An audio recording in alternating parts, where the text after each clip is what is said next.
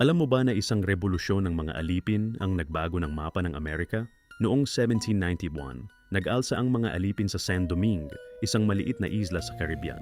Pinamunuan sila ni Toussaint Louverture, isang dating alipin na naging general.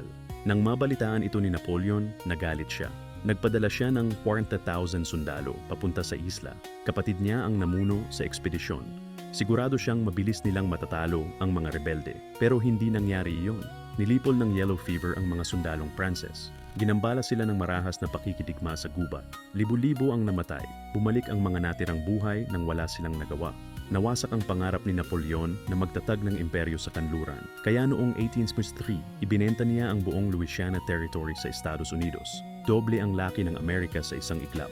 Milyon-milyong ektarya ng lupa ngayon ay bahagi ng modernong Amerika. Isang revolusyon ng mga alipin sa isang maliit na isla ang nagbago ng buong kasaysayan ng isang bansa.